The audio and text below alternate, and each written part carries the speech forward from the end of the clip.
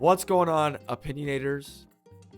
Welcome back to the channel. I'm your host, Coze, joined by my co-host, Trill.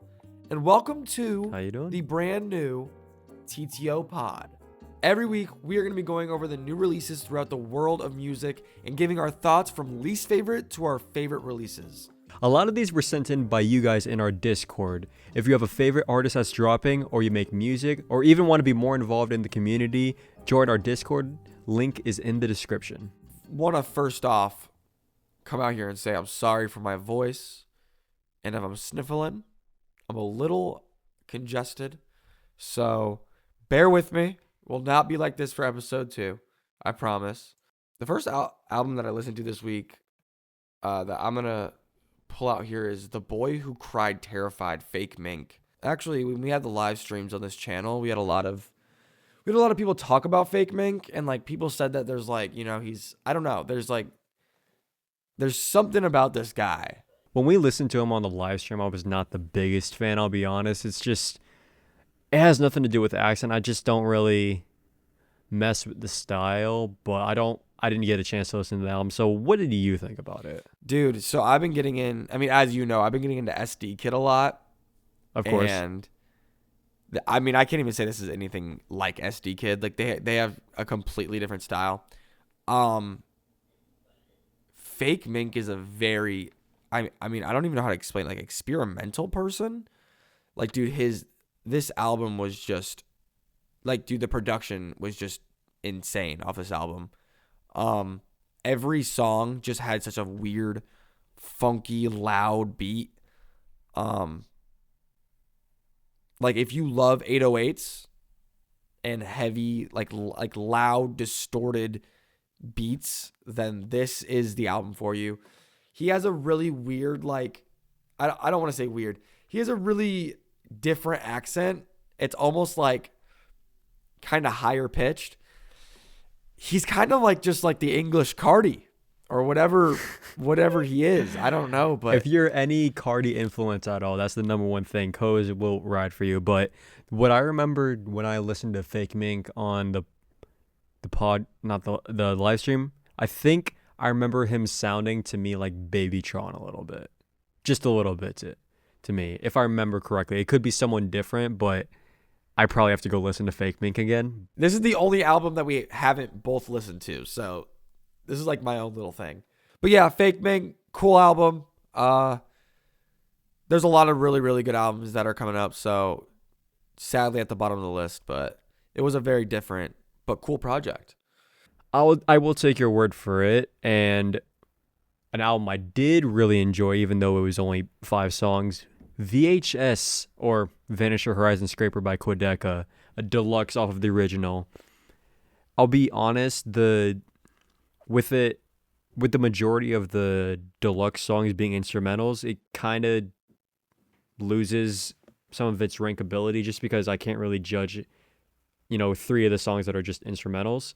But the 2 added songs on the deluxe, they weren't bad. Not as good as any of the songs on the standard, though. But once again, his production is top tier. And I'm not trying to take away from the instrumentals. They were beautiful, but it doesn't really add to him as an artist. But I thought his vocal delivery was cool on both of the songs that he actually did sing on. And I don't have a lot to say about it, honestly, though. Honestly, I actually think I liked the 2 like actual singing tracks a lot more than like a lot of the songs on the albums. I feel like they kind of broke away from the structure of the album, but while staying in the same box, if that kind of makes sense.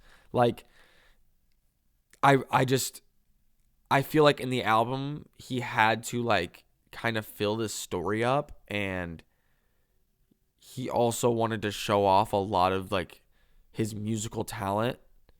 So I feel like there wasn't a lot of like, I don't know, structured songs like this. So I feel like these fit in the album as a whole, but they're also like, they were just some really fun tracks for me. And also the ballads, dude, he is just insane. He's great at ballads. ridiculously good at it. Yeah, I mean, I even got in the notes, very good at consuming you. I mean, it completely consumed me when I was listening. Perfect for an early morning drive. Like the two songs that he actually did sing on, like they had me hooked, but maybe just like they weren't my Your cup of cup tea, of but like Joe. they were Yeah. good. My cup of tea, cup of Joe. They just not my favorite. That's all I can really say. But they're good for Yeah. sure, for sure. I listened to it pretty early in the morning on my drive to work, and let me just say it was not a bad morning. That's for sure. But sadly, again, like there are some crazy albums that have come out this week, so it is like it's ranked pretty low. Sadly, like if there wasn't, I bet it would be ranked a little bit higher. I do have a question for you, Coze. So I see you got a quarter zip on. Oh yeah, yeah, Would you say you're dressed in your Sunday best? yeah. You know what? You know what? I'd say I am. Well, speaking of Sunday best, I really, really enjoyed Nick Jonas's new album. So I think for a fact that he's always been my favorite Jonas brother out of the three, just because he's got such. First off, all three of those guys have amazing voices, but Nick's really stands out to me because he's got influence of like soul, R&B, and that's right up my alley. And with this album, he like went full like he shows y'all like he sang in church. He sang in fucking church, and that really shone through. I just loved, just the production was amazing. His vocals were obviously great. I wish that he would have had a bit more of like a full choir, like on least on one song, but I could definitely see this playing on a Sunday morning when you're getting all dressed up on either a night out on the town or on your Sunday best. So definitely not a bad album, but compared to some of the albums that are coming up here, it doesn't quite reach that level yet. But this was a very nice, calm, and a very cute project, I would Yeah, say. I wish I could. I could speak more on this project. I didn't get a chance to listen to the whole thing, but I did give it a little bit of a listen, and I think you know, with the sound he was going for, I've noticed. I thought he did a pretty good job with you know, keeping that like very calm but like powerful Mm-hmm. sound going throughout the album. And that's one thing I really love about him. Like his voice, like you said, is calming, but like there's just like power and like raw emotion behind it, which is something I've really loved with Nick Jonas. Yeah, and I also like I'm a very I think I've told you this, but I'm starting to like understand that I think I'm a very I like to hear emotion in people's vocals. Mm-hmm. And I think I've told you this before, but I feel like he's kind of really good at that, and he's really good at not like faking it. I feel like a lot of singers that are really overhyped. Um especially I mean around the same era of him. Like I don't really like a lot of the One Direction singers because I Mm-hmm. feel like they just don't have that like just because you know how to sing doesn't mean you're giving all your emotion in your vocals. I I mean, understand. I Harry understand that. Styles, Yeah. no wonder he's the most popular because he's, very good at like just putting that heart on in his. In his vocal tone. Yeah, exactly. Yeah. But Exactly. I get that. I really did appreciate that with Nick Jonas. If you want to stay in the R&B lane but go a little bit more modern, I think LMA is definitely worth your time with her new album Do You Still Love Me. Now, I've been a fan of LMA for a little while here, and I've just once again, she's a powerhouse vocalist, and I am a huge sucker for R&B, and she is just perfect for this genre. Her tone of voice is beautiful. She has so many great vocal moments throughout this entire album, and I don't know for a fact. I will have to confirm this. I think Mustard was like the only one of the only few producers on this album, and those Wow. two have had so many hits together, and I mean they deliver again on this album. So definitely one of my favorite drops of this week. So coming from a guy who listens to R&B to now asking you, Coze, what did you think? Is this your first R&B album, or What did you think of it? You know, I didn't know what to expect because this is like the first time. Right, This is the first time I've even heard of LMA, and right. I turned it on in the car, and that first track, that those three those three 808 hits, Mm-hmm. like that's like I don't know what about it is. It just felt so like evolved and new. It's like she took that R&B sound, but she added onto it in like a very great way. And that's what I respect. I really respect when people evolve with the sound and try to make things that are different. And I felt like this album was the embodiment of that statement all the way through. Absolutely. I think she's been around for a little bit, but she has managed to not only take this R&B sound, because she's had hits before, and the fact that she's doing it 5, 6 years later and still, I would actually even say bigger than she was when she had her hit "Boot Up." It just goes to show how much better she's gotten. Not that she needed it, and how she's evolved. So Oh yeah. this was a great statement for her. So it looks like we're down to the big three. Of course, we're talking about, J. Cole, Drake, Kendrick Lamar, and also getting into the top three of our list of albums that dropped this week. So let's start with J. Cole, The Fall Off. Man, have I been waiting for this fucking album. And just without getting into the album first, I'm just such a huge fan of J. Cole. And as an artist myself, he's been such a huge inspiration. So I want to give him his flowers. Definitely are, without a shadow of a doubt, top three of our generation. So Yeah. I'm interested, Coze, as not a avid J. Cole listener, what'd you think? I was actually, that's the one thing I can just appreciate, doing this with you because we have such different like genres we listen to.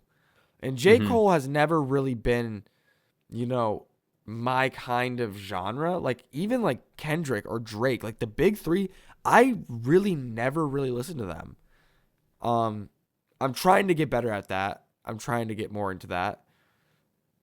But one thing I will say is J. Cole has a sound and he does it so well. And I think he's just so good at what he does. Um, you actually told me that this was supposed to be this is like two albums in one, right? Yeah. Mm-hmm. Yeah. It's a double album with discs. Yeah, disc 29 and disc 39. I don't know why it's called disc 29 and not disc 1 and 2. I'm sure even bigger J. Cole fans can tell me why that is, but yeah, this was a double album. So what did you? I guess let's break it down into each disc. What did you think of disc 29? I feel like he did a lot more in this in the second to last. Or sorry, not second to last. I feel like he did a lot more in disc 39. Yeah, disc 39. I feel like he did a lot more. I feel he kind of just was like, fuck it. I'm going to throw out everything I got and let's just go out with a bang, you know? I feel the exact same way. When I listened to disc 29, that int- the real intro track had me so hyped, and then it kind of fell flat, disc 29 at least, but then when we got to disc 39, I was hooked all the way through. I liked Yeah. the song with Future and Thames. What was the other one that I really liked? I just felt like on disc 29, like you said, he experimented a little bit more for his standards, of course, and I think that's probably the biggest strength of the album, because I felt like disc 29, excuse me, was all kind of the same, and that's not a bad thing, especially for J. Cole, because I mean he's really fucking good. But I loved all the I loved all the features he had. He had one with Burna Boy. I loved that one, Only You, and then What If with More. So I just loved that he experimented with disc 2. I did really like I have it in the notes as I really did like Legacy, especially near the ending. Yes.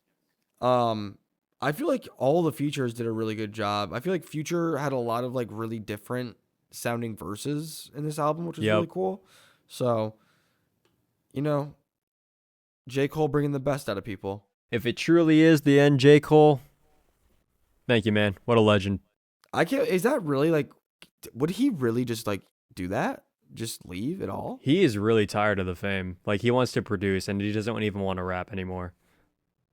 Like, Oh because snap! he's produced pretty much all of his discography, which is super fucking cool. That's really And cool. so, Actually, that changes my and so, opinion a lot more. Actually, I know. And so, like, he loves producing, so he's probably gonna do that until the day he fucking dies. But I mean, I wouldn't mind hearing dude, a what an feature from artist! him. What an I artist! know. We got the second to last with "Piss in the Wind," brand new album from Joji. Let me just say, I really, really like this album. I think he had a sound he was going for. This dark, medieval kind of, but like very calming sound. And he made a however many track album, and every track was different. And the one thing I will say about Joji, I think, I think his music is more about the music, and the words is like an instrument. I feel like it's completely backwards with him, where his vocals are an instrument to the actual music. I mean, that's how you know an album is good, when it kind of leaves you like dumbfounded, you know? Yeah. And I would say this about the album as a whole. I really did enjoy it. The only thing, it's not even a negative thing. When I hear Joji, I think of like ballads, like, it's cliche, but Glimpse of Us. Obviously, everybody knows Yeah. that. I exclusively thought that's what I came into this album expecting. But then I look at the track list and I see some very interesting features with Joji. We got Giveon, which I love that guy, Four Bats, Yeats, and Don Toliver. And I'm like, so Wait, Four Bats was in this? I didn't even notice Four Bats was in that. he was. And I was What? saying, how the hell are these guys going to fit? And when I heard the first track, I heard an 808 drop and I was shocked. And I'm like, I did not expect this to be like a hip hop like influenced album. You know, a lot of 808s, hi-hats, but they were done in such a way that it wasn't obnoxious and it didn't feel like it was out of place. Yeah. And for the features, they all did a fantastic job. I I really don't know what to say other than this was a really nice surprise, because I don't know if Joji's entire discography sounds like this, but if it does, I need to listen more. Getting to our last but most definitely not least, Octane by Don Toliver. Oh my goodness, Oh man. my god, I need to see this man on tour. Like, I can envision every single song, like me just fucking raging at a concert of his. Like, the first three songs like sold me on this album immediately. Yeah. Just like, even though he is in a genre where it has become ridiculously oversaturated, he just has such a unique delivery and unique vocal Like chain yeah, dude. Like a unique that just like keeps you point of view hooked. of it. Yeah. And it doesn't like it the production matches it so well that it's ear candy. What else can I say? It's ear candy. This is the thing I want to I don't know if it's like he's just got, cuz this is the same thing with like Travis Scott, man. People like whenever Yeah. Travis drops an album, the hip hop sound around him changes. Like, have you ever Yeah, noticed that? Travis I Scott have. kind of does that and kind of leads, in my opinion, the way of the evolution of hip hop. You know, I mean, obviously Kanye was a big part of that too, but Yeah. you know, And not ironically, surprise surprise, Kanye like kind of introduced us to Travis Scott, you know? So I mean, it's really dude, you not know what? surprising to see he's a pioneer. It's really Yeah. not. Um, dude, I just totally like whenever I hear a project from Cactus Jack, like anything related to Cactus Jack or Travis or Don, like I just know it's gonna be good. But I don't know why I didn't expect Don Toliver to come out here and drop something so. Don Toliver came out here and dropped an absolute generational project. Like, what a sound for an album. Like, dude, I've cannot believe how many artists have been dropping these projects that like whenever you listen to them, it's like you think of that project. Like if you have this song in a like a playlist from an album and you listen to that and that song pops up, you instantly get the vibe of that album. And I love that. I absolutely love it. I think this sound had like this album had like a robotic, industrial, like funky, electronic, futuristic sound. Like I don't even know how to like describe it, man. But like, it was so well done. It was so well done. One of the songs that I remember was Opposite. I really fucking love that track, Opposite.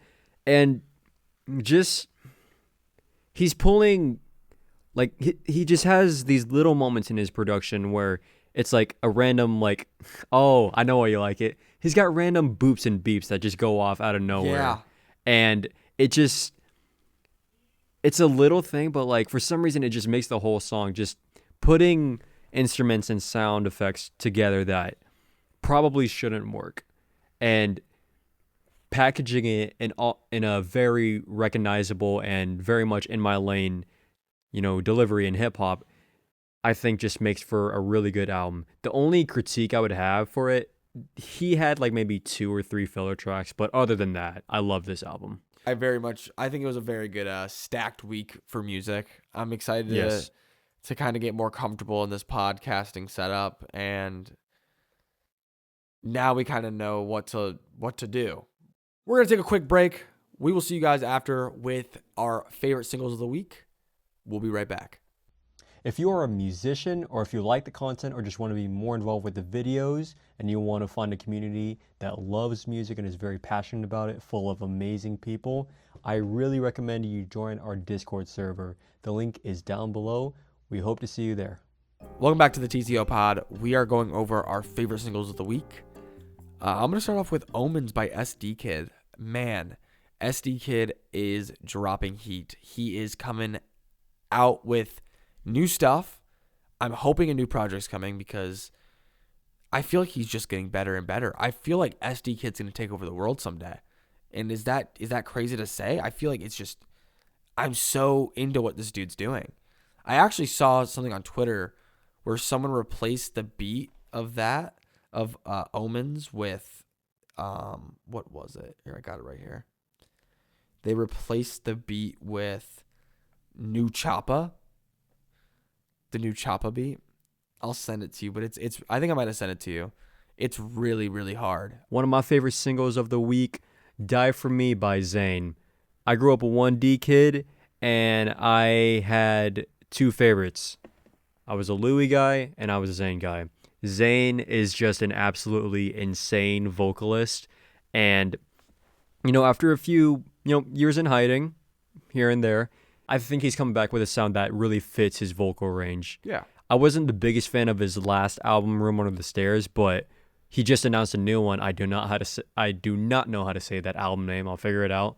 His vocal delivery and the notes that he hits on this song are just chef's kiss. Like, I love it. I got another one. Dom Corleo.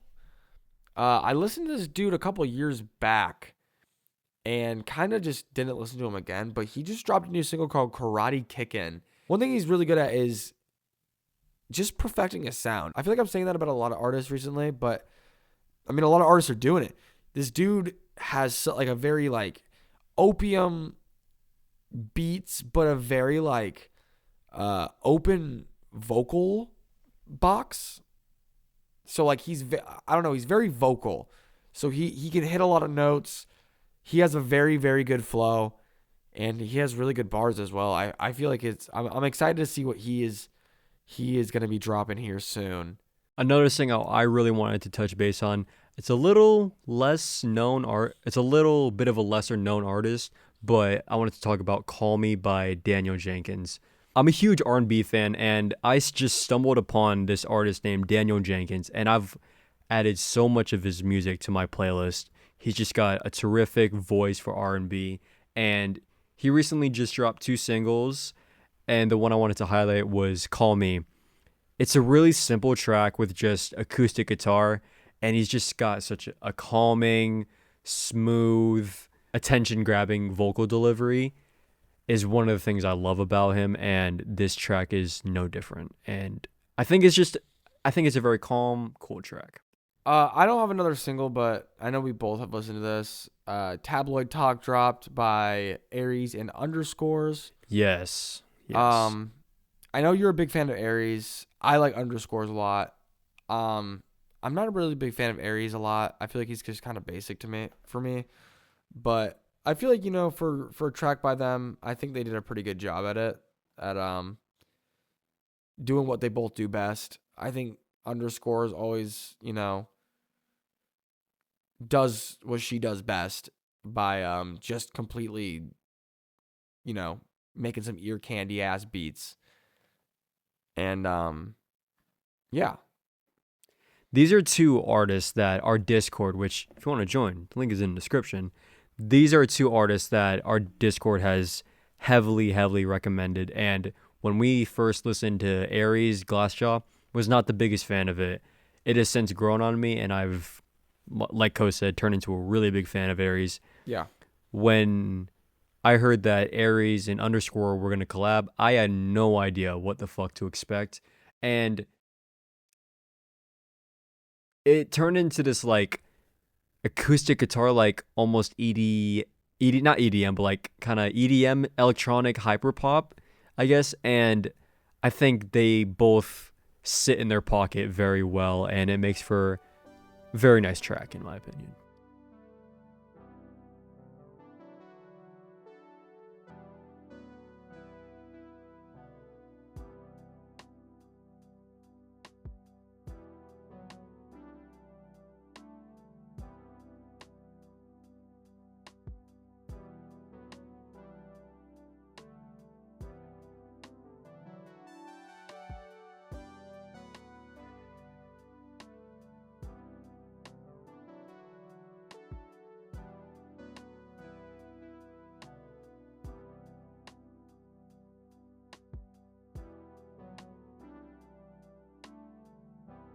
Thank you guys so much for watching. Make sure to hit that like, subscribe, and hit the notification bell so that you're notified every time we upload. And until next time, opinionators, I'm Trill. And I'm Coze. Bye.